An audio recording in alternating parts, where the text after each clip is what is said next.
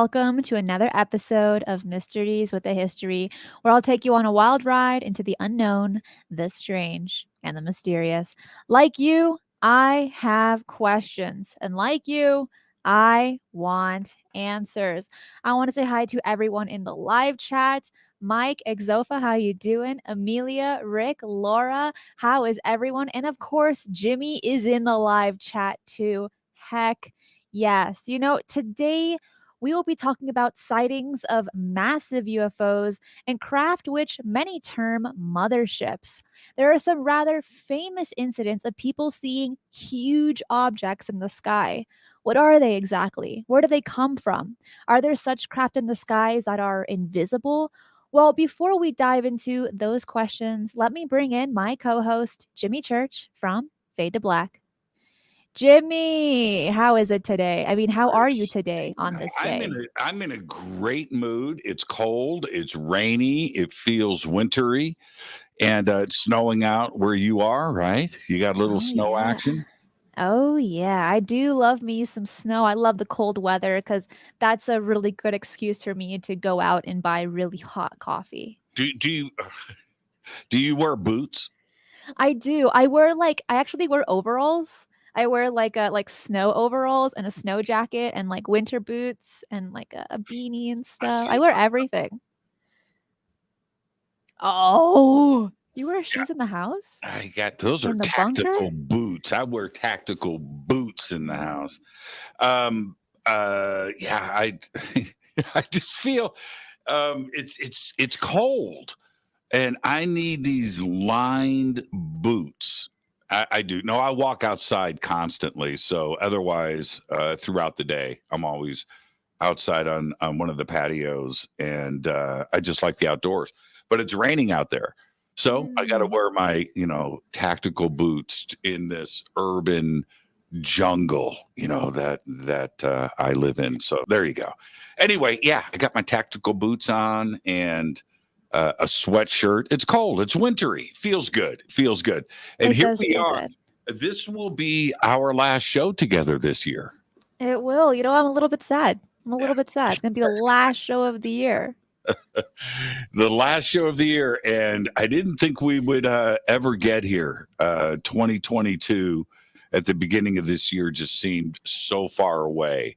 But we're finally here. Tomorrow's New Year's Eve.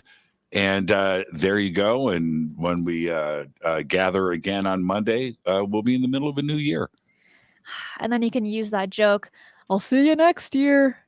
Ha ha ha ha ha. Right, That's a knee slapper. Yeah. I will see you next year, though. Thank you, Michael. Look at Michael Wow. Thank you coming in so large. much. Wow. A great way to start the show, the new year. And you know what? Before we start, I want to address the same question in messages and emails I've received recently from young subscribers, some in college, just like me, who are new to this fascinating mystery. And the biggest question I get asked is, do I believe in everything I cover on this channel? And my answer is a loud no. I am here just like you, new to all of the things that we discuss, you and me, Jimmy. I'm looking for answers to these mysteries, and so much of what we cover in these shows is purely anecdotal in nature, meaning there's very little, if any, concrete supporting evidence. So many topics are full of allegations, conjecture, and hearsay only.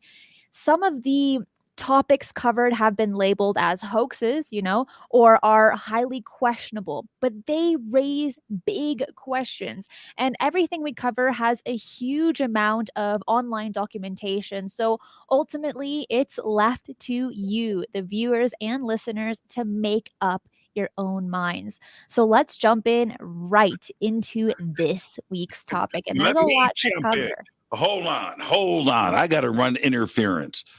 On that comment. Should I play And defense? your disclaimer, which I appreciate and respect. But these 4 cases that we are going to discuss today are 4 of the most documented, backed up, eyewitness data, imaging, UFO encounters in the history of everything. So when we go and assume a few things, well, there's no, these four cases, when we go through them today, if this doesn't leave you with the head scratcher of why isn't our government addressing this? Why isn't this the biggest news in the world? Why isn't this being covered? Why isn't that, these four cases are so documented. It's crazy. There's more hard evidence with this. It would hold up in court. Okay, and that's. Wait till you hear, everybody, what Christina's got you lined up with today.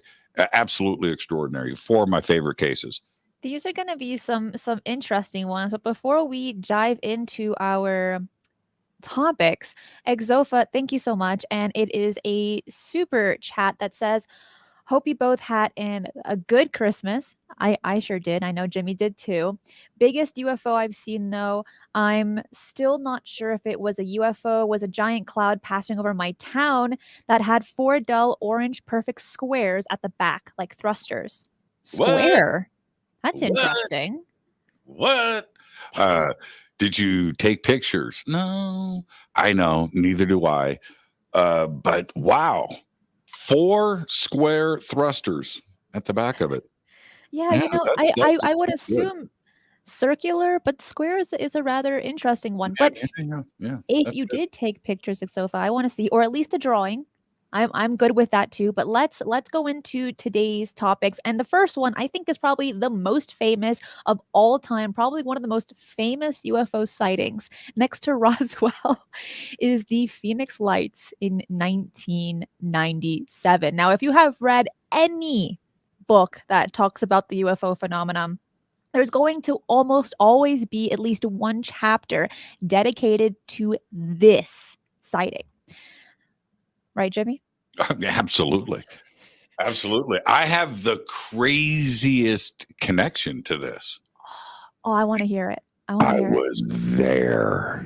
In Phoenix? I was there. You want to hear the rest of the story? Yes. I was there. Okay. I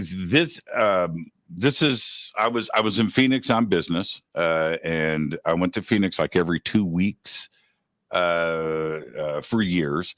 And so I'm out there, I'm doing my thing. And this happened on March 13th, which was a Thursday, 1997. And on this particular night, okay, hold on. So let me back up. Let me tell you the end of the story first. So I get back home on Friday, and I come in to my condo, and I, drop my luggage down, and, turning on the lights, and I go through, and I turned on the TV, and I'm checking my mail, and the news is on, and I hear in the, I'm just like, doing my thing, and I hear a massive UFO sighting last night in Phoenix, Arizona. And I was like, what? And I look, and I see the video, and I'm listening, and I was like, last night in Phoenix, where was I? And I'm listening for the timing, and I see it's at night. I was at the Hard Rock restaurant with friends on the back patio, which had open air, and I didn't see anything. And nobody there. So and the Hard Rock was packed. It was a party. Well, anyway, that's another story. It has nothing to do with this. But we were all outside, and nobody saw anything. And as the days and months and the investigation and the video started surfacing, and everything started coming out about the Phoenix Lights, I called my friends in Phoenix that I was with, and one of them, Billy Siegel, I'm just calling him out right now. He works for Fender Guitars. At the time he did, now he does. And he's a really close friend of mine. And I was like, dude, you know what? He goes, I know, right? He was sitting next to me at the table. We did not look up. And nobody in Scottsdale, where the Hard Rock is, saw anything. Nobody said anything. And it was all going on, obviously, in the mountains right in front of us, where this and we were too busy partying. How crazy is that, right? And I look back and I think about this all the time. I didn't see it. And I was absolutely 100% there. I would have Crazy. been so disappointed. I think I would have started crying if I knew that would have happened and I couldn't see it. Well, we're going to be covering the details of the story. But before that, Deborah, thank you so much. It says, I saw a UFO on Christmas Eve dressed in red with 8 tiny reindeer. It was awesome. I think you're talking about Santa. I don't know. Yeah, What do you think? possibly. Possibly. Did he look possibly. jolly? Well, Santa, that's a cover up. See, they say it's Santa to cover up the actual UFO sighting. This happens all the time. Yeah, this is a factual thing. I did not think outside of the box for that one. Yeah, that's a factual thing. So anytime, Mom, I saw a UFO outside. That's Santa. Okay. And I that's get why it. we also have Christmas in July festivals then, or like events, so that they can kind of also cover up those as well that happen in the summer. Oh, it's actually Santa in the summertime. I don't know. Yeah, But let's it's a good cover up if you think about it. It's a good cover up. Makes you I think saw outside a the red box. orb. Dude, that was Rudolph. Okay. All right. Okay, moving on. Back to the Phoenix Lights. Tell us about it. What happened? All right. So in March 13th, 1997, shortly before 7 in the evening, a witness in Henderson, Nevada, spotted a huge floating V in the air, larger than a Boeing 747, and it had an arrangement of 6 lights among its leading edges. The object, seen by thousands of others that night, was described alternatively as a flying wedge, a flying arrowhead, or a flying triangle. The Nevada witness said the lights were traveling toward the southeast, toward the Arizona border. So it seems like the Phoenix Lights, the really famous name, actually started out in Nevada due to one witness, and he saw it traveling over the border. So then between 8:15 to 8:20, residents in Prescott Valley of Arizona, about 90 miles of Phoenix, not only saw this V-shaped formation, but saw also the actual object in the sky. So at first you're seeing witnesses are just kind of seeing these lights, which we see in a lot of UFO sightings. You just see lights, but you don't really see a craft or anything. However, in Prescott, Arizona, they were beginning to see kind of like the under the craft, not just lights. And at this time, 8 p.m., it's rather dark outside in March. So the fact that it was well lit up to see the bottom is rather interesting. Witnesses said they could see the organized configuration of lights passing overhead and hear a soft rushing sound. Now, from all of the stories that you've heard, Jimmy, why do you think this particular craft had a rushing noise? Okay. Okay. If we back up a little bit in the timeline here, that the sightings didn't originate in Arizona. There were sightings reported in Las Vegas. It traveled over and Phoenix, turned south, and then was seen over Tucson. So it had a long route with multiple sightings all the way through. It wasn't just that moment, like you're saying, Prescott, which is north of Phoenix, and you can check out this timeline. The other part about this, where you have Fife Symington, who was the governor of Arizona, who that's a whole nother side part to this entire event. But the governor came out and debunked and downplayed everything at a press conference. and then was forced to come out later. Not forced, but I think guilt. He was with his son and witnessed the V shape fly over his head with his son. And his family had to see him, including his son, go out and debunk this during a press conference when his son is like, wait a minute, Dad, you and I saw it together. So I think that there were a lot of mitigating circumstances around Fife Symington. There's some legal issues too, and some things that happened to him. But he came clean later.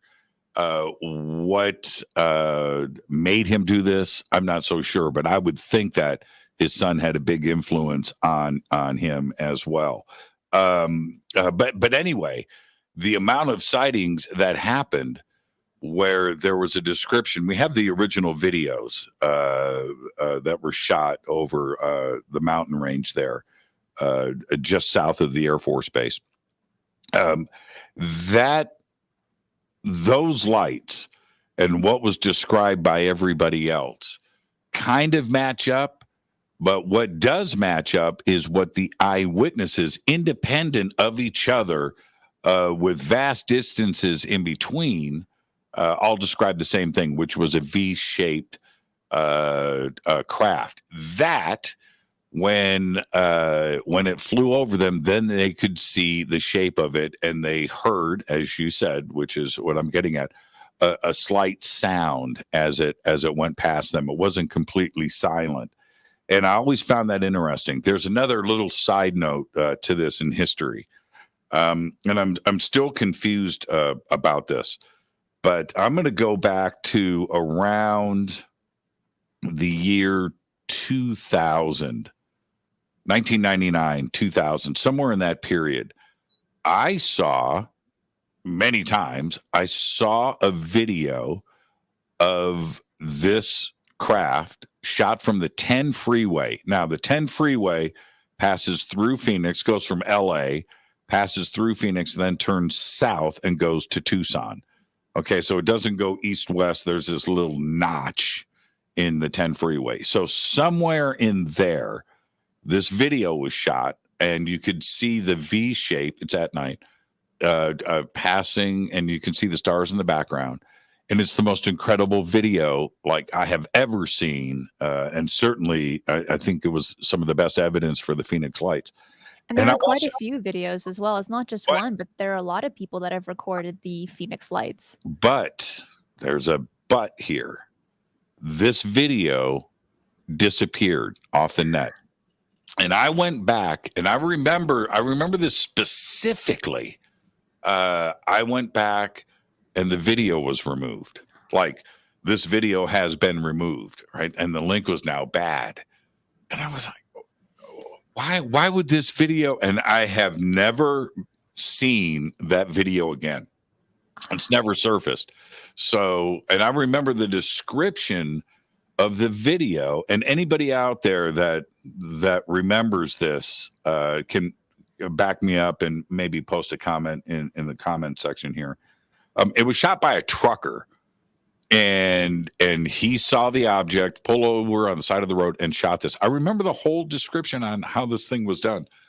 Video disappeared, and I've never seen it again. That link went bad, and I believe it. I don't think it was a YouTube video. But anyway, that was 20, 21, 22 years ago.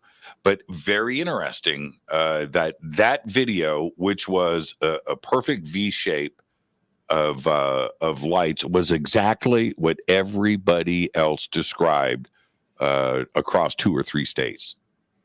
It's so fascinating. There is one witness by the name of Terry Mansfield, and she stated, as it got closer, more than one witness said she remembered thinking that if she had just gotten a rock or any item to throw, she could have actually bounced it off the surface of the object. It was that close.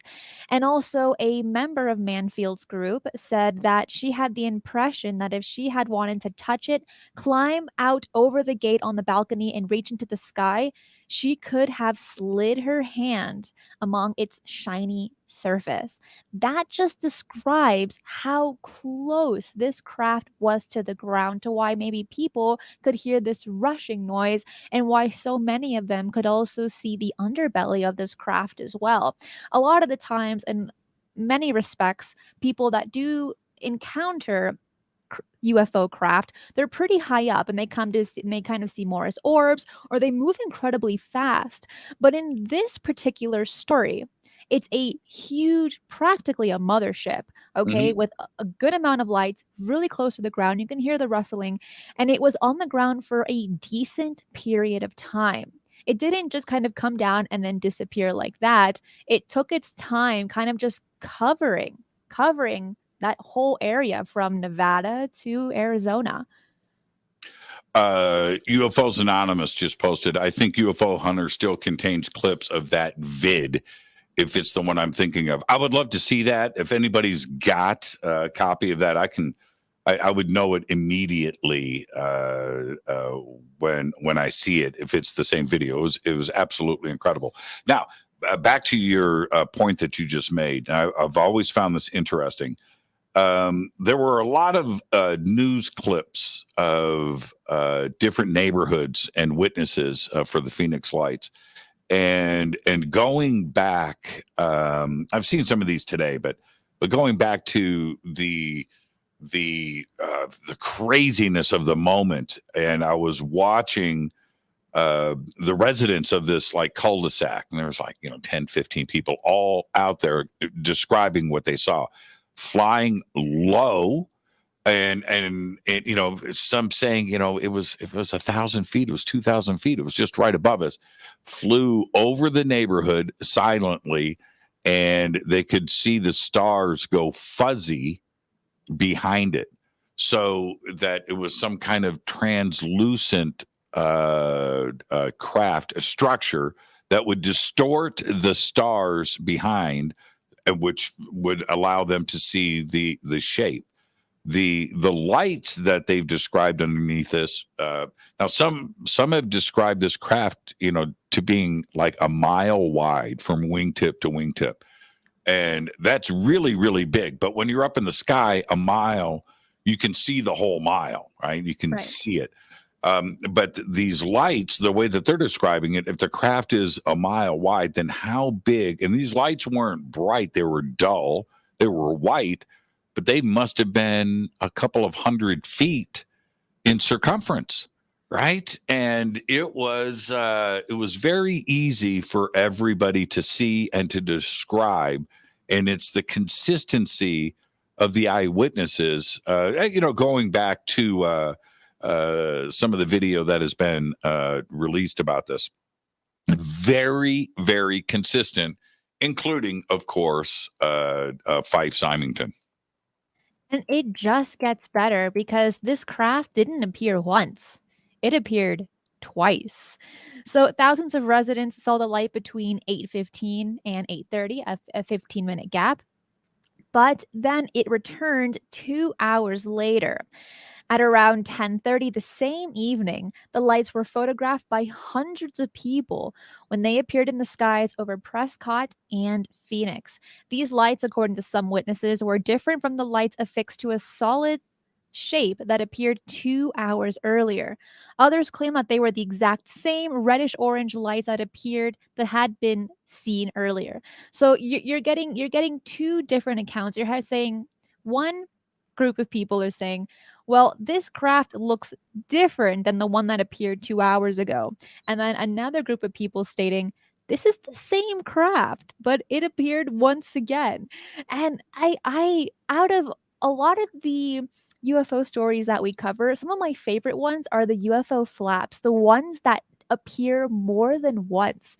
Because a lot of us that have either had a sighting or have heard stories, the first time you see something that you don't know what it is, you kind of you go in shock mode. You don't take pictures, you don't record. Your mouth is just open, you're looking up and you're thinking, "Holy crap, what am I looking at?"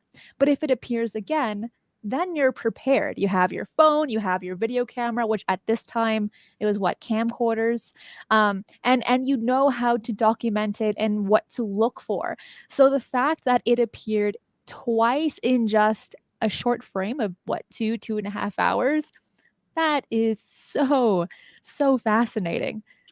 The other, I just talked about Fife Symington. One of the other amazing witnesses to this was Kurt Russell, and the actor, husband of Goldie Hawn, and he was flying with his son, and there were reports coming out that a pilot had also witnessed this and submitted a report. That turned out to be Kurt Russell. And Kurt Russell said he was flying with his son. I forget his son's name, but he saw it and called it in when he was landing his plane. And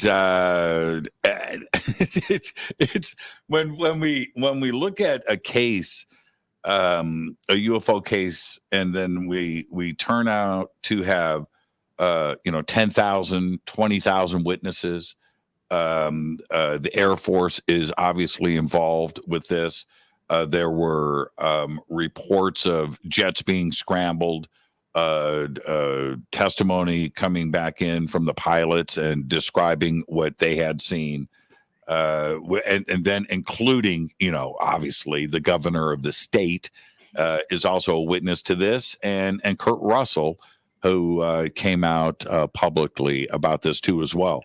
Again, one of the most documented, evidence-based UFO sightings in the history of the world. Yes, you definitely have to. And Deborah says the names of the sons were White and Boston, are Kurt's sons. Okay. For you wanting to know what that was about. But when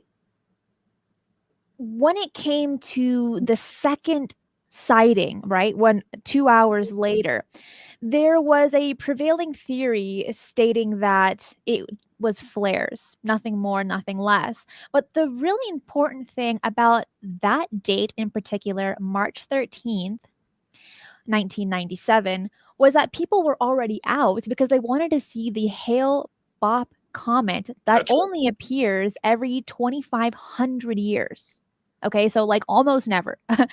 Only once in 2,500 years. So people were already looking out to go ahead and see this comet, but instead, I think they saw something a lot more interesting, a lot more exciting, and that is what we call today the Phoenix Lights.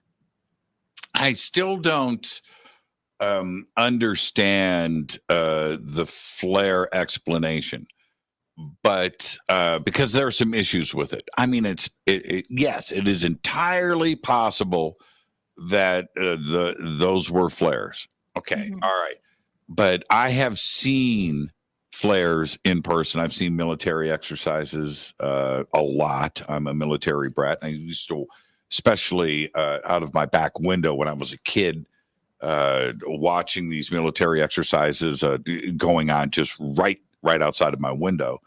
And I know what flares do, and I used to be fascinated with that. Well, one of the things that you see with flares, A, is a parachute, number one, and you can see it illuminated, and two, you can see the smoke from the flare. You can see it. It's just not it's not an LED light. This is burning stuff. And none of that with any of the lights that you see in the initial video over the mountain have any of those characteristics.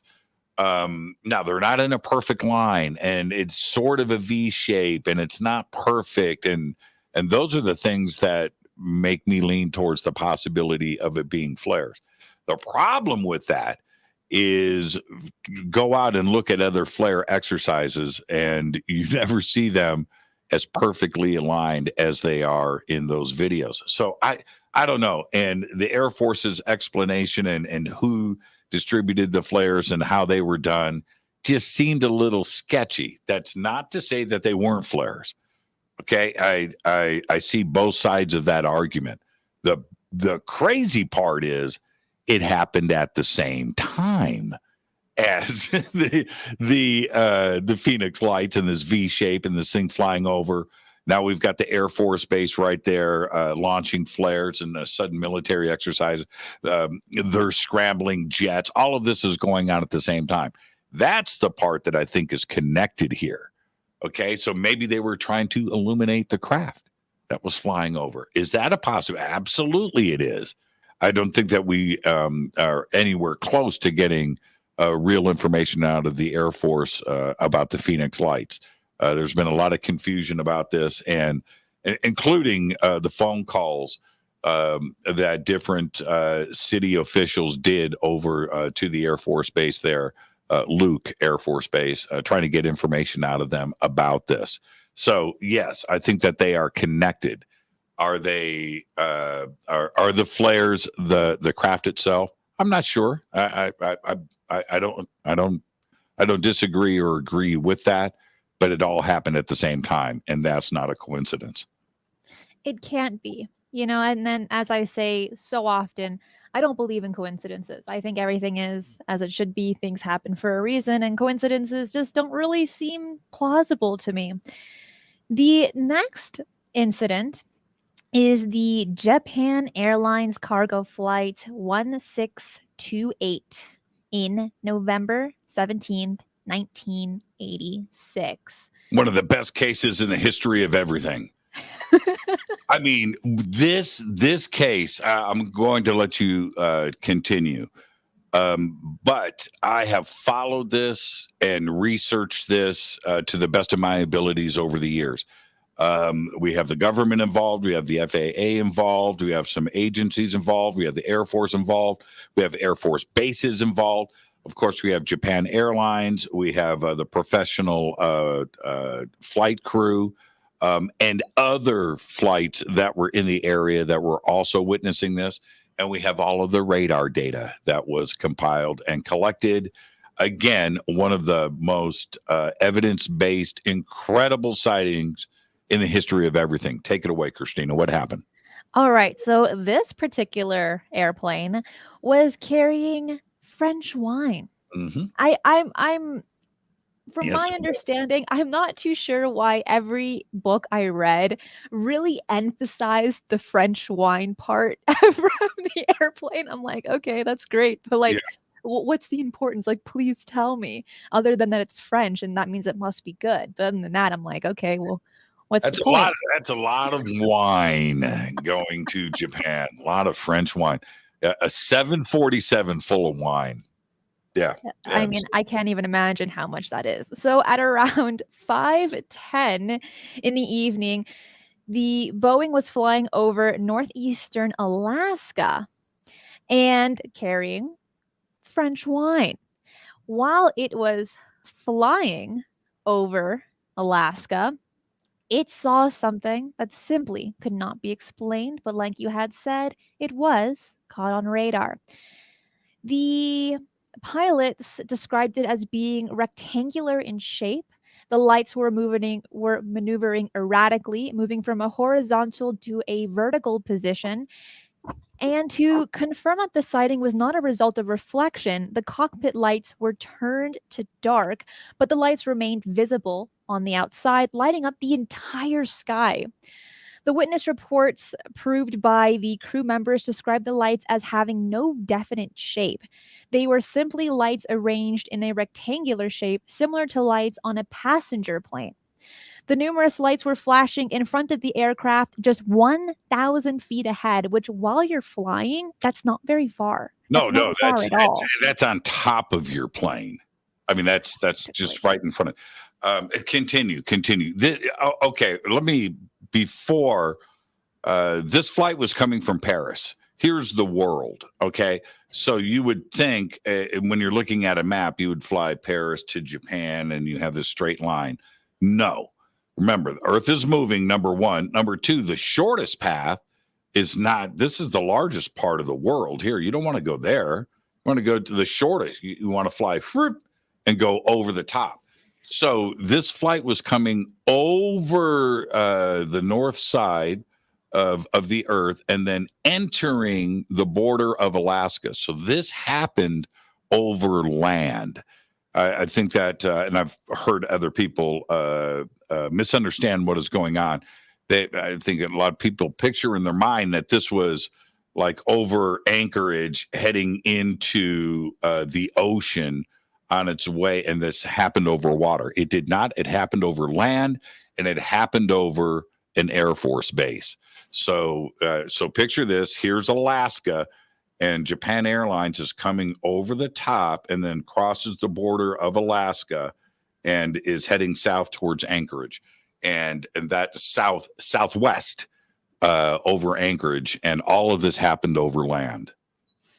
And what was really smart about the co-pilot, because he was thinking on his feet, he said, I'm going to grab my camera and try to take a picture of exactly what I'm seeing.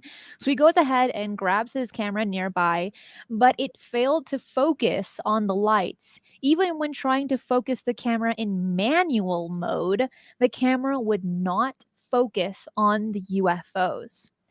Now, a potential explanation for that, for those that know how to work a camera manually and especially doing focusing in manual, it can be difficult to capture an object that is moving erratically, like how it was mentioned, especially if it's moving from far away to close up.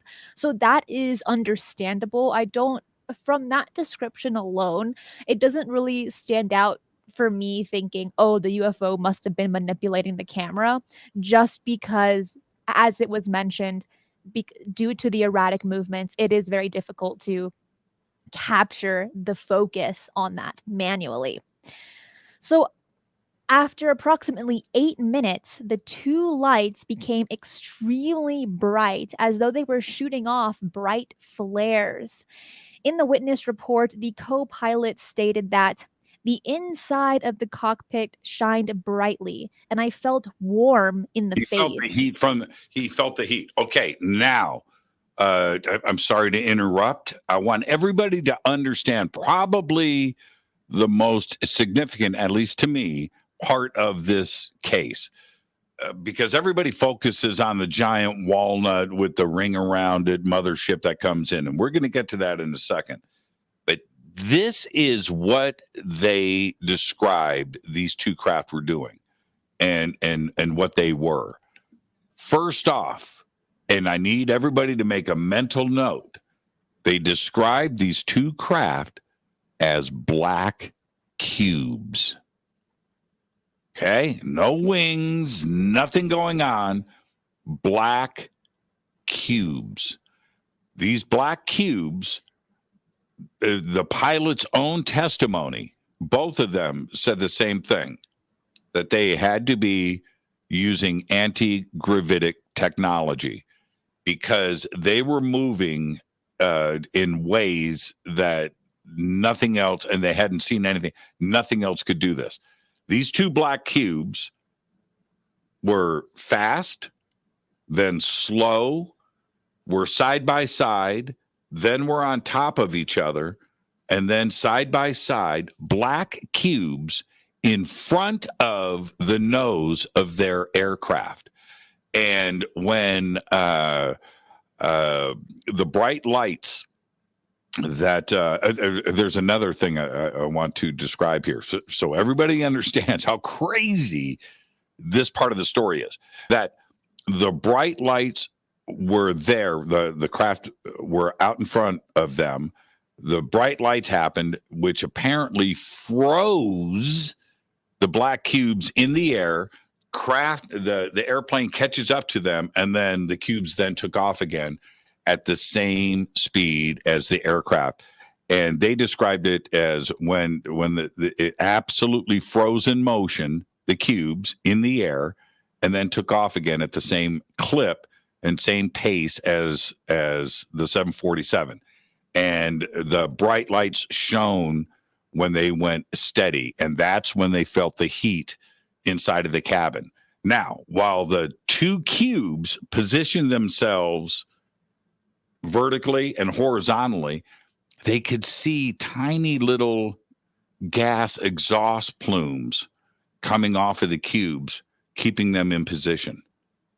right? And that kind of like the lunar lander, or what you would see with the spacecraft out in space, psh, psh, psh, psh, psh, and keeping these cubes in position. Very, very strange, and a fascinating part to this. And they also said that off of these cubes, this is from memory, so it could be a little distorted, were little antennas, little protrusions coming off of the two black cubes.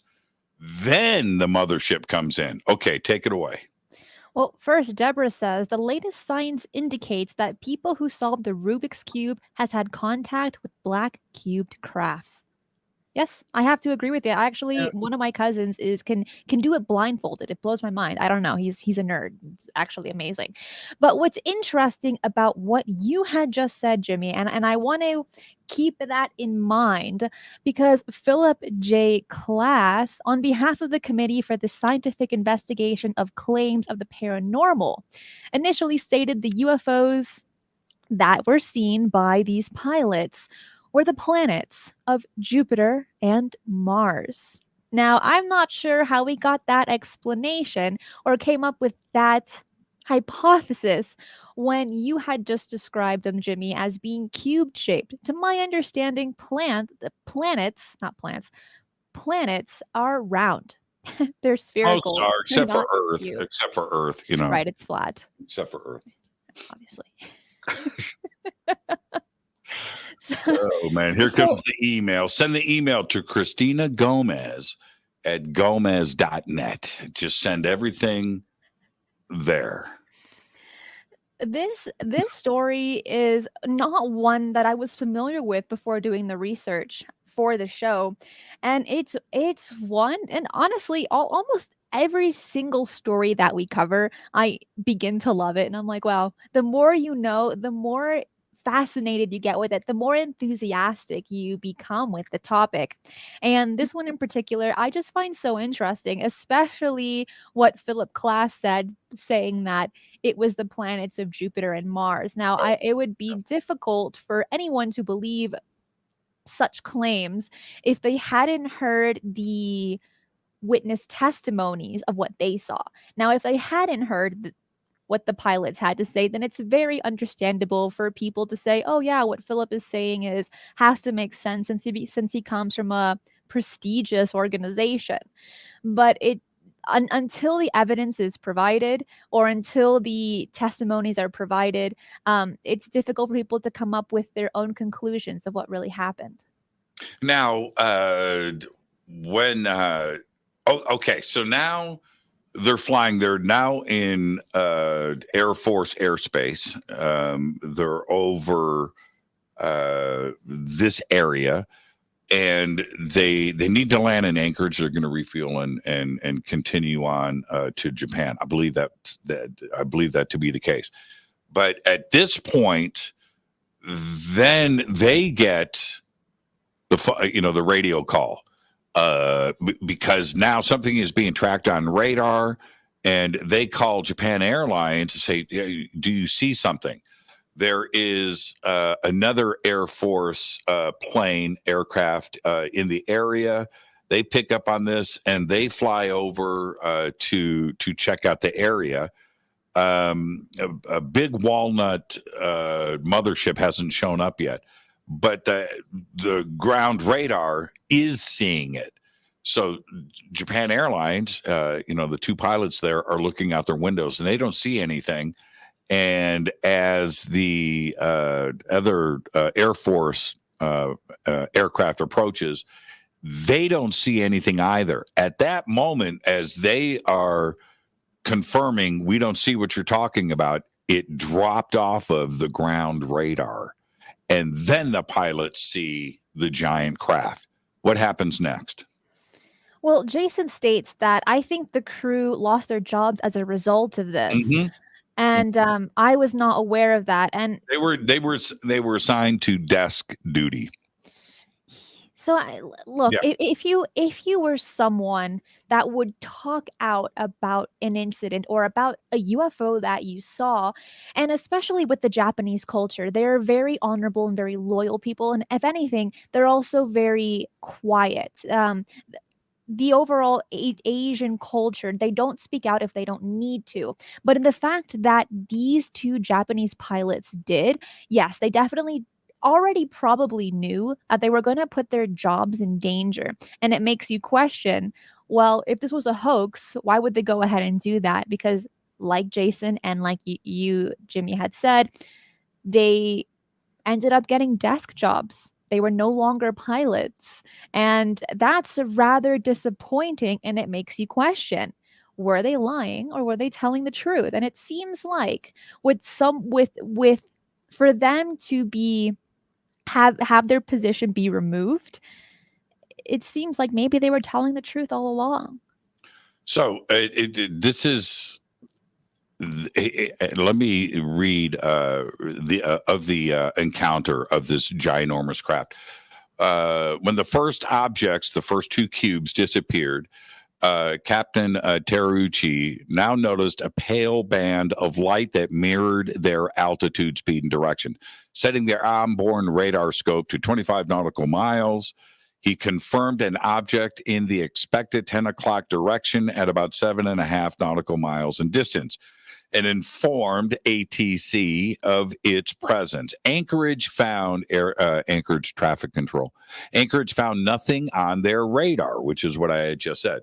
But Ellendorf, the Air Force Base, NORAD Regional Operations Control Center, the ROCC, directly in its flight path, reported a surge of a primary return after a couple of minutes. As the city lights of Fairbanks began to illuminate the object, Captain Terrucci believed to perceive the outline of a gigantic spaceship on his port side left that was twice the size of an aircraft carrier. It was, however, outside First Officer Tamfuji's field of view. The object followed in formation or in the same relative position throughout the 45-degree turn, a descent from 35,000 feet to 31,000 feet, and 360-degree full circle turn. The short-range radar at Fairbanks Airport failed, however, to register the object. Anchorage ATC offered military intervention, which was declined by the pilot due to his knowledge of the Mantell incident, which we talked about last week on the show. The object was not noted by any of two planes which approached JAL 1628 to confirm its presence, by which time JAL 1628 had also lost sight of it. JAL 1628 arrived safely at Anchorage at 1820. And with that, first I want to say thank you so much for the super chat by Sven. Thank you. And we will be right back after this break. Hi, I'm Micah Hanks, and let me tell you something. I support Cristina Gomez as a Patreon subscriber, and here's why you should too. She brings all of her unique insights to a whole new generation, and all while she's also going through college. Listen, support Cristina. Become a Patreon subscriber today. You won't regret it.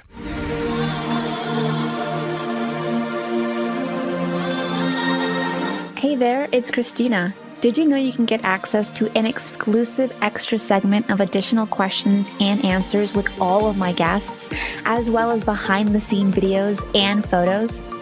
Ever wonder how I turn my small college dorm apartment into a studio where I can shoot new videos or set up lighting and backdrops for my show, or what camera I use? Yep, that video is there too, where I explain as I go along and also give the story of how I learned to do special video effects and editing. You can get access to all of that and much more by joining my Patreon supporters club. You'll be helping by supporting this channel, my research, and production costs, as well as investing in new shows coming soon. Starting from as little as $5 a month, there are several tiers you can choose from that suit your budget, and each tier carries extra perks and benefits. Join my Patreon club and become a supporter today.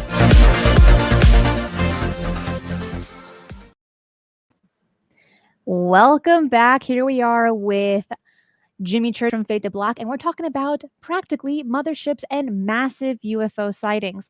The next case is the Chicago O'Hare UFO sighting, November 2006. Somewhat recent. Don't you think so, Jimmy? I mean, it's not too far ago, like not too long ago. And the subject of one of James Fox's documentaries, a big part of it too, as well, and Leslie Kane and other researchers, and Leslie Kane's excellent original research into this case. But again, multiple witnesses above an airport that I've been to many times. I think it used to be the world's busiest airport, which would indicate a lot of air traffic, a lot of eyes on the skies, if you will. Radar and professionals. It is a huge facility. I just flew in there a couple of months ago, and O'Hare is ginormous. So for this to happen over one of the terminals there is just extraordinary, witnessed by so many. It's a great case. It is. And at 4:30 on November 7, 2006, a United Airlines ground crew worked on a pilot, saw a circular object in the sky before it shot up through the cloud, covered, and disappeared. They alerted control tower personnel who could not verify the sighting, which is pretty bizarre, especially for the control tower that can see almost everything either with their own eyes or through radar. And the United Airlines investigated by the FAA regulations generated a series of emails in which its personnel described the object, but the airline and control tower publicly denied that any incident occurred. On that day, about a dozen employees of United Airlines saw an oval or a disc shaped object hovering in the sky below the levels of the clouds. The object was visible roughly for 15 minutes before it instantly accelerated and departed. According to the witnesses, it flew along the clouds so quickly that it punched a hole in them, and that was visible for some time afterward. Which I find that also incredibly exciting. So you have this rather large craft and it just punches through the cloud, and the cloud still has this hole for a certain time after this thing happened.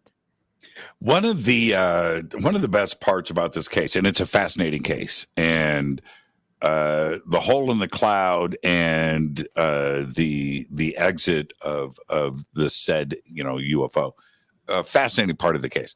But what was, to me, and I laugh because of how it went down. So there are recordings of United employees calling the tower, right? Going, "Hey man, are you looking at this UFO?" And the conversation turns, "Are you drinking? It's Christmas, it's the holiday season, it's Thanksgiving. Are you guys partying down there? Are you guys drinking?" "No, I'm not.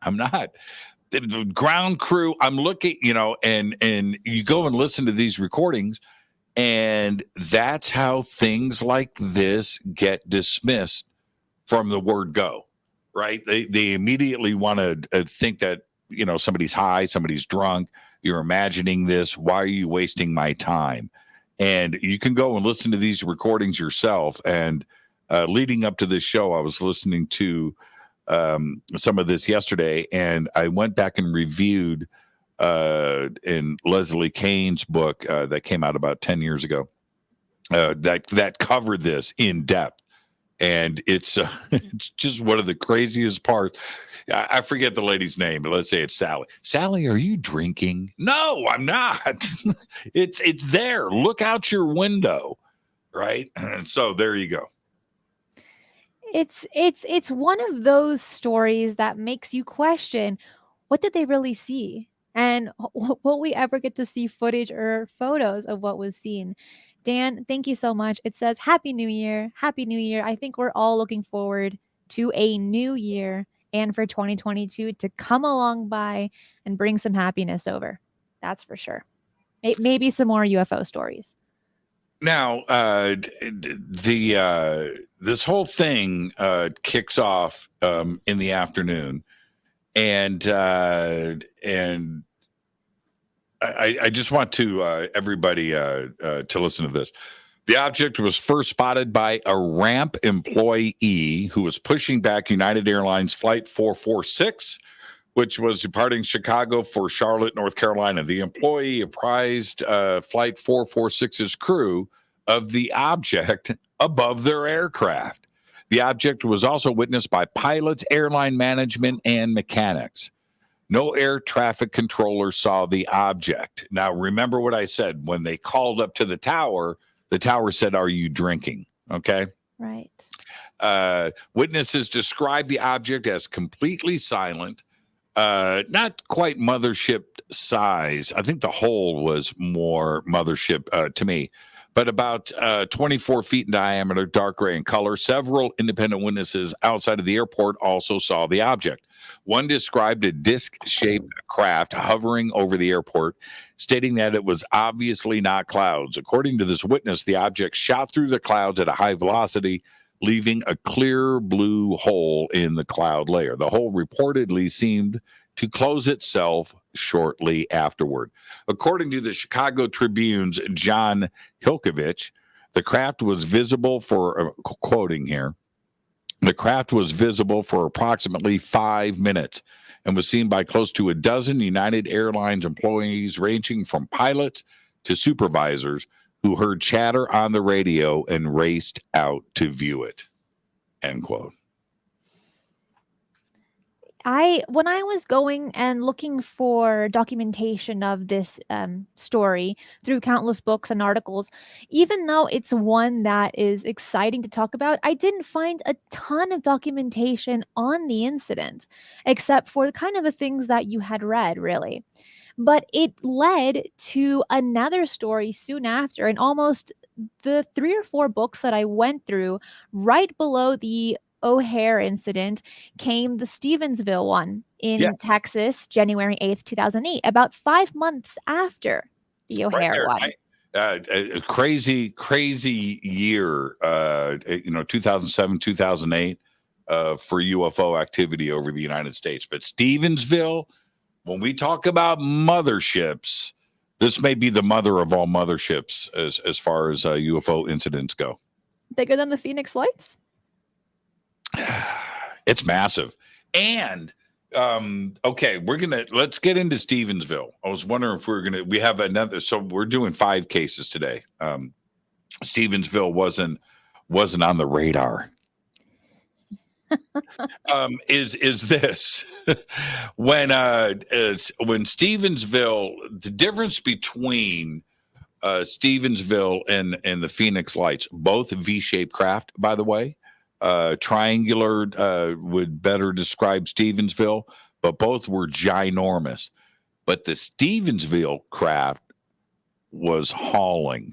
It was fast, where the Phoenix Lights was slow moving over the city, and everybody could stop and observe this.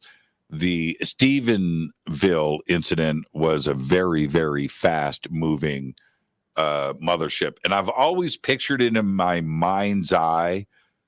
Think about one of the Imperial Star Cruisers from Star Wars, delta shaped triangle craft, but in this case it was black and covered in lights. What happened in Stephenville? When did that go down? It happened in January of 2008. Dozens of people, including a pilot and a police officer, said the UFO hovered over the farming community for about 5 minutes last Tuesday before streaking away into the night sky. Pilot Steve Allen saw the object when he was clearing brush off of a hilltop near the town of Selden. Allen described the unidentified object as being an enormous aircraft with flashing strobe lights and was totally silent. He said it sped away at more than 3,000 miles per hour, followed by 2 fighter jets that were hopelessly outmaneuvered. Allen said that it took the aircraft just a few seconds to cross a section of sky that takes him 20 minutes to fly in his Cessna. The veteran pilot said the UFO, an estimated half-mile wide and a mile long, was bigger than a Walmart. That's how you describe stuff in Texas. You compare everything to was it as big as a Walmart? It was bigger. It was bigger. It was bigger than a Walmart. No, what bigger than a Walmart? Well, And plus the Walmarts in Texas are Texas size too. They're bigger than the ones you have there in Arizona or me here in California. You don't experience them until you go to Texas.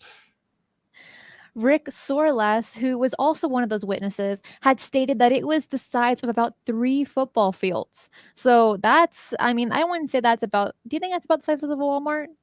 Do you think so? Three football fields? That's how big a Walmart is. 10 football fields. It's about 10, about the size of a Walmart. Well, this one, Rick was rather close to this, and he had stated, and this is coming from the book UFOs for the 21st Century Mind by Richard Doland. And he said, Rick said in his, when he had saw this craft, he said, I really didn't know what to think. I wasn't scared, so I dropped my gun.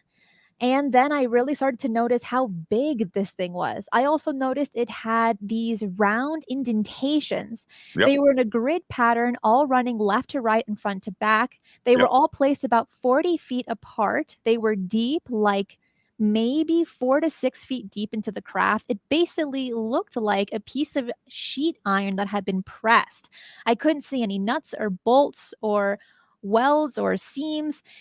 I was really studying the structure of this, trying to get an idea of how it was built. It was huge. And he had later stated that it was probably longer than 3 football fields. While I was looking at this craft, it drifted to the right by about 100 feet. And I remembered looking at it to my left, and I could see the edge of this thing. I could not see I couldn't see anything else. I turned back to my right and it was like, wow, this is crazy. And now I'm pushing with the motion as far as what is it? What did I do next? How did it get here? And Rick couldn't form any conclusions to any of these questions that he was asking himself. And so I think Richard Dolan did a really good job describing this specific story. And that book in particular has countless stories. I think it's like an 800-page book, and it's a well-written one that I really enjoyed reading. Yeah, and this was just brought up. It's very interesting. I think this is also in Dolan's book.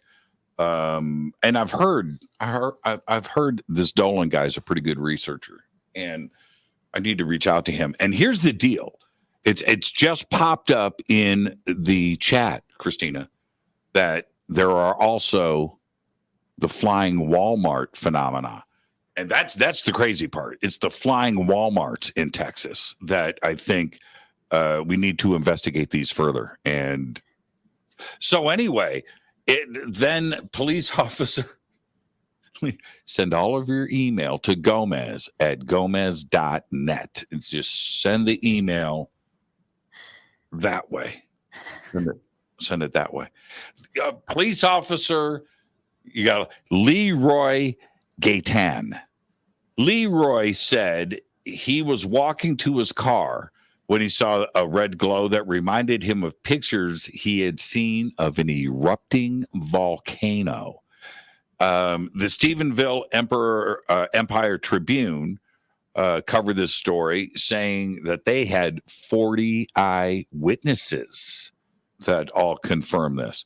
Leroy said the object was suspended only 3,000 feet in the air. That's not even a mile. It's about a half mile. That's low.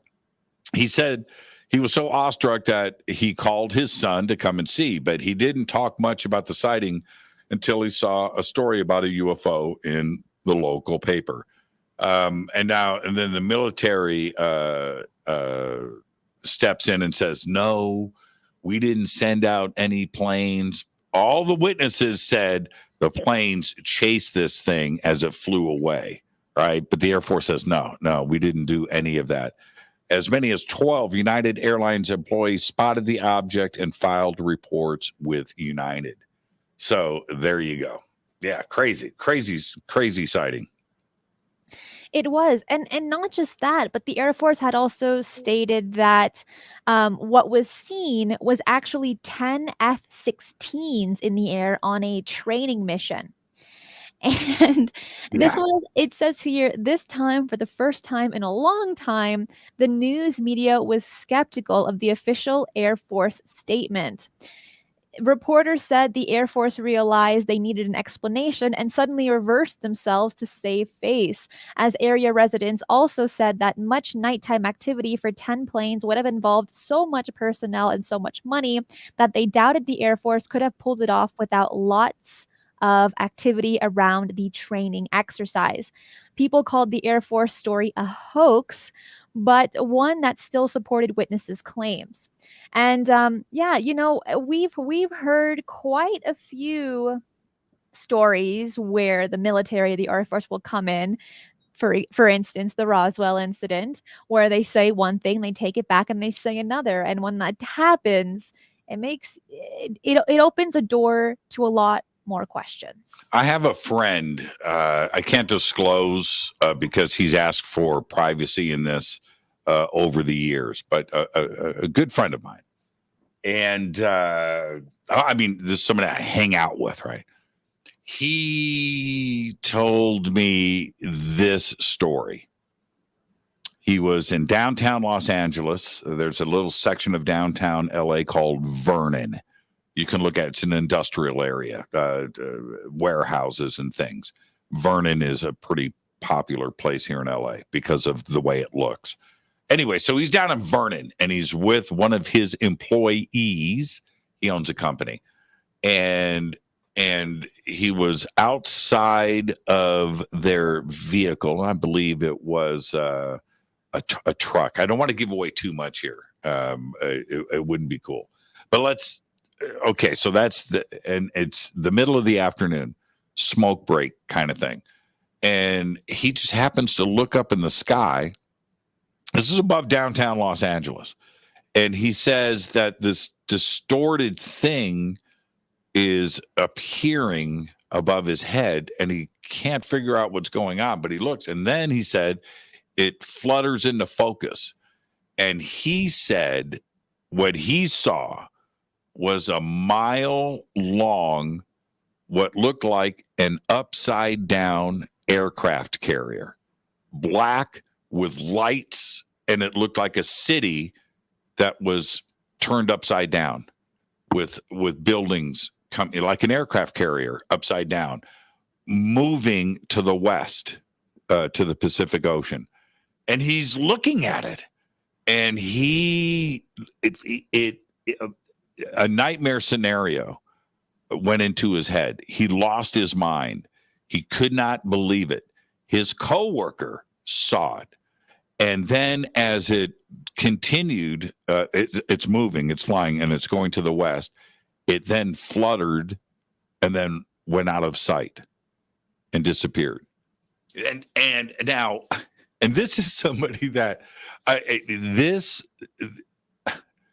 this friend of mine, I can't say any more than that. I can't give anything away because people figure out who it is. Because he's in the entertainment industry. I can't give this away. But it changed him to his very core. He has been freaked out about it. And this was probably 25 years ago, 1995, 1996, 97, right in that era.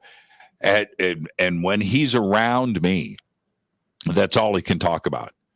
He his wife, his family, doesn't talk about it with anybody, doesn't want anybody to know about this, and just wants his identity concealed. I've asked him to come on Fade to Black many times, and dude, nobody has to know who you are. Nobody, no, not gonna do it. Not gonna do it. He has said you can tell the story, but that's it. I'm not in any way getting involved. But he cannot. To this day, he can't stop talking to me about it, and it has changed him. He knows there's something strange going on. So there you go. And one of the craziest ways to describe something, because we talk about cloaking and invisibility and these techniques and the possibilities of this. And then we have an eyewitness account like this coming from somebody that is as credible as anybody that I can imagine. And what he saw is what he saw: a mile-long, upside-down aircraft carrier that appeared and disappeared in the skies over Los Angeles. Unbelievable. That is truly insane. There is one more story we're going to cover today, and that is the Alderney UFO sighting in April of 2007. So the last three incidents are rather close to each other. You have the O'Hare, you have the Stephenville, and then you have this new one that we'll be talking about, all within, honestly, just a few months apart. Yes. And this story in particular, I got from the book UFOs, Generals, Pilots, and Government Officials Go on the Record by Leslie Kean. So that was the book I was just talking about for the O'Hare incident. That's what I went back. Yeah, it's funny. Okay, we're reading from the same book. Leslie's amazing. She's absolutely amazing. Truly an amazing writer, investigator, and researcher. She really digs deep without any bias or any opinions, and that's why so many people, including myself, admire her and her work. So 5 months after the O'Hare incident on April 23rd, 2007, another sighting occurred involving pilots and aviation personnel, this time over the English Channel off the French coast of Normandy. Commercial airline pilot Ray Boyer did not hesitate to report his sighting of two massive UFOs witnessed by him and his passengers, even though it had no direct impact on flight safety. So the captain said that he had no negative effects as a result of him speaking out about the incident when he was approached by the BBC. His airline offered every support he needed, and the local air traffic control released record information to journalists and researchers who asked about the case.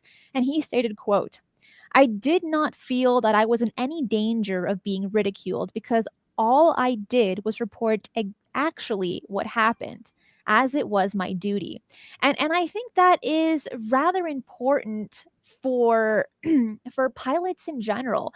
When they see these things that are unexplained, classified as UFOs or what have it, it's important that they go ahead and talk about what they saw. And recently there was a conference for the AIAA conference with Ryan Graves stating that they need to be more open to having these UFO conversations because it does impact flight safety.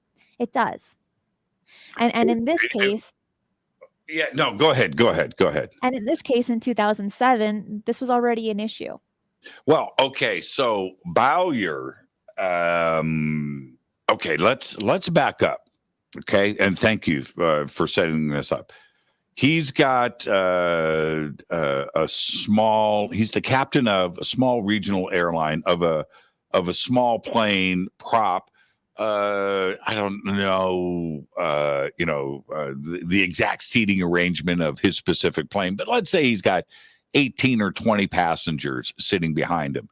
The cabin and the pilot seats, it's all the same area. Everything is open. So the passengers behind, you can talk. Hey, what's up, man? How you doing? So the pilots are sitting in front of you, and you can see right out what they are seeing, which is what happened with the passengers. And there was a husband and wife that went public too as well. They are all witnessing this together and discussing it while the plane is flying.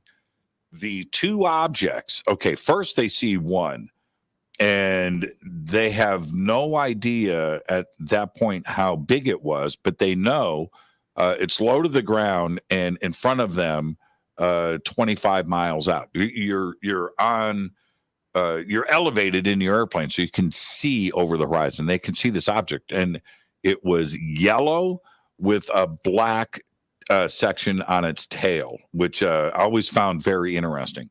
But as they are approaching it, now they see that this thing is friggin' huge. They see a second one behind it. Again, yellow with this black section. At this point, at the same time, there is another pilot in another plane approaching from another direction who also sees these. It was also sees the object. Described them the same way. On the ground, eyewitnesses on the ground reported seeing these yellow lit craft up in the sky. The yellow part of the craft was illuminated from the inside like a light bulb, nice and low, right? Just a glowing with this black line, which I always found interesting, is black band. So you have, here's the craft, and there was this black band on the back of it, like wrapped around, like a bow, you know. So it had this black section in the back of it, and it was huge. They saw it for about, and this is the other crazy part, Cristina, 15 minutes. And his whole concern, you're talking about flight safety, which is why I jumped in. His whole thing was getting his plane on the ground with his passengers landing safely and not having this, whatever it was, interfere with the safety of his passengers. And that was his only concern. It was, but he had also stated that if he was alone flying the airplane, that he was going to go ahead and chase it and really check out what he was seeing. But like you had said, his priority was keeping his passengers safe. So he wanted to make sure that everything was okay and that he could land without issues. But if he was by himself, it would have been a different story altogether, which is in a way, a little disappointing that we can't hear that side of the story if that did happen, if he was able to chase it. But safety is by far the most important. And throughout the whole encounter, which, like you had said, Jimmy, lasted 15 minutes, there had been no interference with any of the aircraft systems or instruments. The radio communications were likewise unaffected. And this is one that is a more unique case, because a lot of the times in a lot of UFO stories, these craft somehow affect the airplane, either by affecting its communication or its aircraft systems or its instruments in some way, shape, or form. But in this case, it didn't do any of that. Everything was running smoothly without any issues at all. So it makes me question, if I look back at all the things that we've covered here on this show, and even the way that you describe this craft, Jimmy, with it glowing from the inside and having this black band around it, that's not a description that I've heard of before. And if I try to rationalize with that information, if we look here on Earth, we have cars, we have trains, we have buses, and they all have their own specific functions. They're all used for a certain purpose.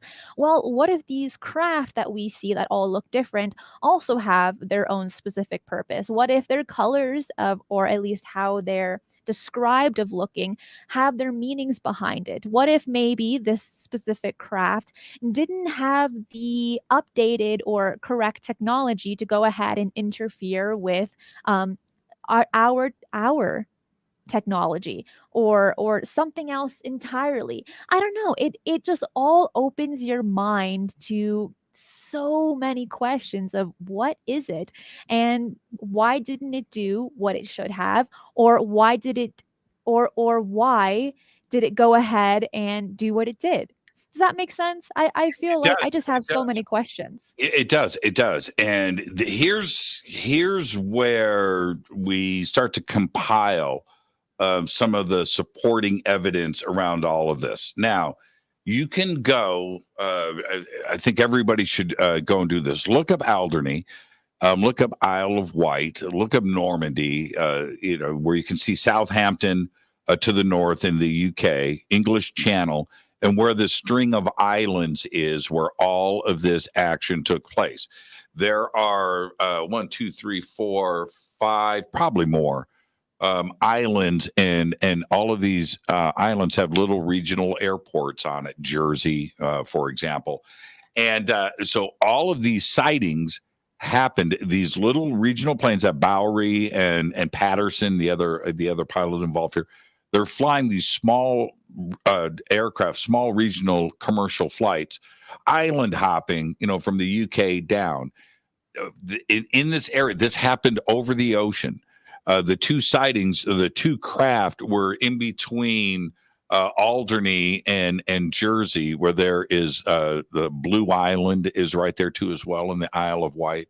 There's a lighthouse out there because it's the English Channel. And so they're flying from island to island, and that's where these two craft were sighted, in between Jersey and Alderney, out over the ocean, sighted by other planes that were in the area and people on the ground on these islands. This wasn't over land. It was very clear, and it couldn't have been anything else other than objects up in the sky. But here is where this, for me, is the supporting evidence. There were sightings in France, United Kingdom, and other islands in this area for months before and after. This wasn't the only sighting, and the sightings were all very similar. Large, saucer-shaped, yellow craft. What is it that everybody was seeing? It's an extraordinary case. Extraordinary. It is. And Hides in Long Grass, thank you so much. It says, Happy New Year, another great show. And it is the last show of the year. Can you believe that? I'm so honored to be able to have done so many shows with you, Jimmy. And that you've stuck around. How many have we done this year? I'm not even too sure, but it's been what, like 5-6 months now? Yeah, I'm thinking 20, 30. Yeah. Yeah, that's awesome. Awesome. It's do you have plans for New Year's? What's going on? Well, I mean, a jet setter like you, the mover and shaker of all things media and everything that you've got going on, and your amazing ramen reporting too as well. By the way, that was a great article in the debrief. That was a great article. That was a great article. Thank you so much. What have you got planned? Are you hanging out with the Rolling Stones? You're gonna head over to London with Mick and the boys? What are your plans for New Year's? Well, the Sci-Fi Channel plays The Twilight Zone for 48 hours, so I'll probably be watching that with a ton of popcorn.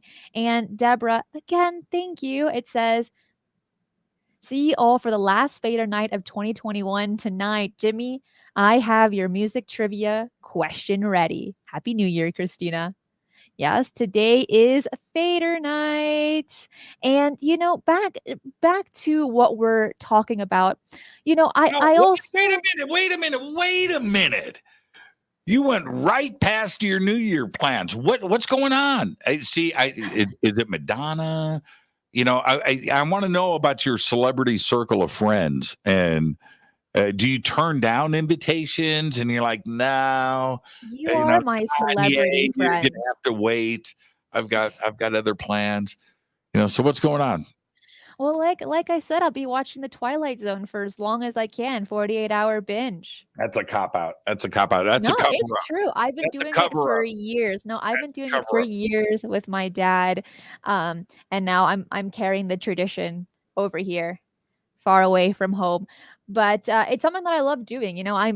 Which might sound kind of funny, but I'm a hermit. I like to stay home and not go out if I don't have to, and watch The Twilight Zone all day, every day. But best Twilight Zone episode. This is where I'm going to call her out right now. Oh, I know. My favorite one is How to Serve Man or The Eye of the Beholder. Those are the two favorite episodes of all time. Those are two good ones. I like the one with I forget the title of it.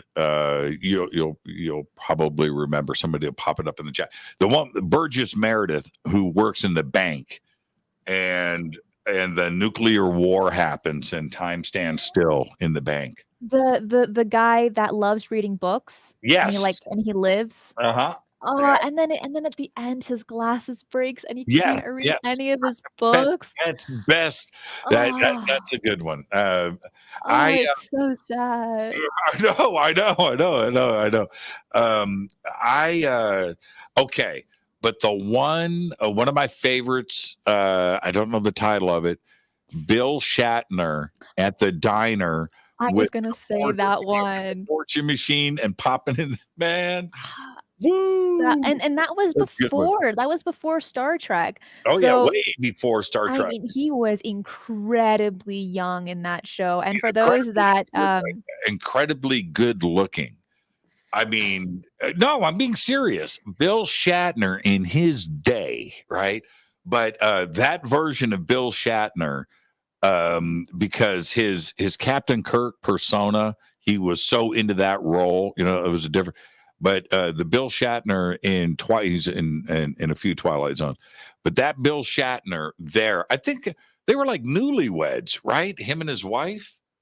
I think it was his girlfriend in the show, where, for those that haven't seen that episode, it's amazing, but he ends up becoming addicted to this fortune teller right next to him at this diner, and he wouldn't make any decisions without pulling a little fortune from this little devil thing, and he ends up going insane. Yes. John Aside says, because the last episode of the year, Happy New Year, and half goes to Jimmy, or at least a third. Seriously. I need my ramen. Need my ramen. Yeah, thank you so much, John Aside. You're the best. Have you ever seen John Aside's fade to black tattoo? What? Yeah. No. Yeah, so we were at a conference, and John and I were sitting next to a campfire. I'm not making this up. And we're sitting there, and he goes, "Hey, man, check this out." Pulls out his leg, pulls up his pant leg. I was like, what? And he's got a fade to black tattoo on his shin right here. And yeah, I'm not making that up. I too bad we can't post pictures in the chat. I would do it.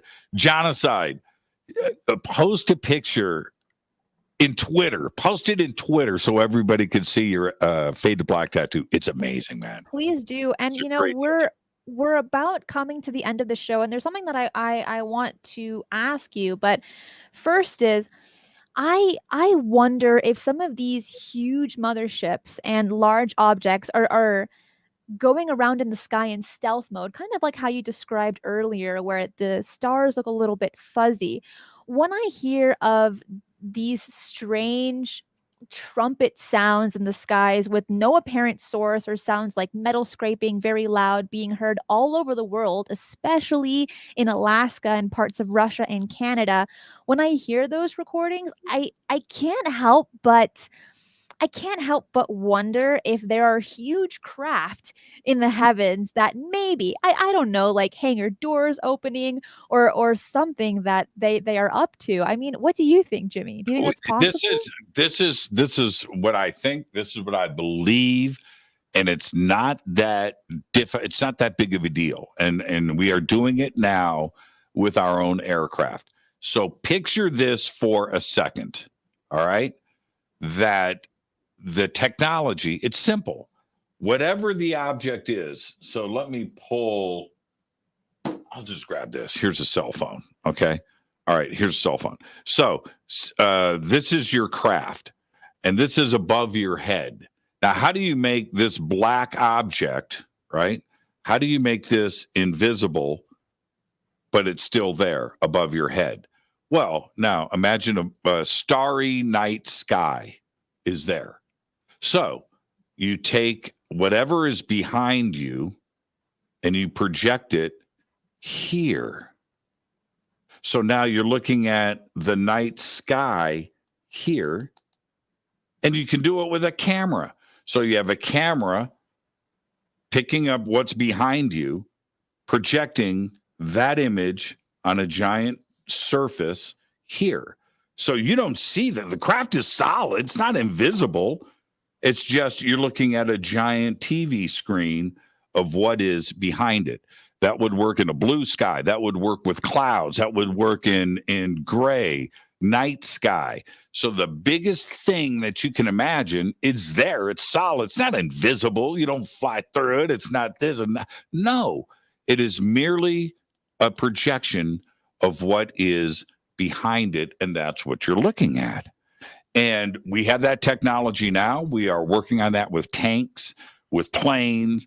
So how would you hide a plane that's flying over? Well, it would have a camera picking up the blue sky, and as it's moving, right, the camera is projecting what's behind it, and it would be invisible, absolutely. But it's not invisible like Wonder Woman and her plane. The plane is solid. It's not that big of a deal. So hiding anything like that up above, it wouldn't be blind to radar. It wouldn't be, it's still a physical object. You're going to crash into it. You're going to have a very bad result. You're not going to get any change back. You're going to lose.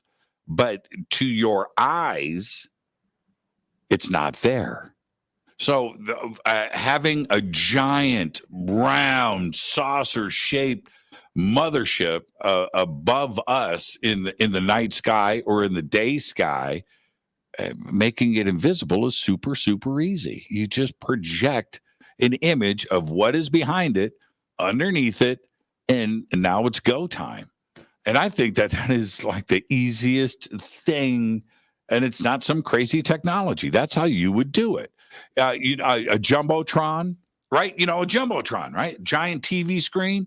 Pop that baby on the bottom of your saucer and project your image on that of what is behind you. That's it. That's it. Right? See, is it complicated? You make it sound very simple. They're doing it.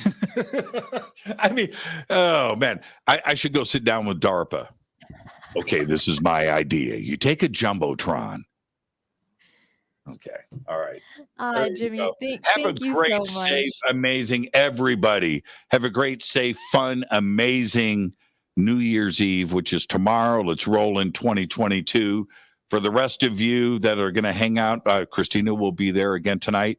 Come and hang out with us on Fader night tonight, and let's celebrate all of this together. But nope, go ahead. With that, Cristina, I'll see you tonight. Bye, everybody. All right. This will be the last Fader night of the year. Make sure to call in tonight and talk to Jimmy one-on-one, because I will be there. And you know what? I'm going to end up calling. I'm going to call. You better pick up the phone. Good night, everybody. Hi, Jimmy. And Bob, thank you so much for the super sticker. I want to thank everyone for being here today on the show, watching it live. And I want to wish everyone a very happy new year. Please make sure to follow me on Twitter for daily updates at eyes_on_the_skies. I want to thank all of my moderators that make the show just so, it just flows so beautifully in the live chat. Thank you to all my Patreons. This show would not be possible without you. And with all that being said, remember to keep your eyes on the skies.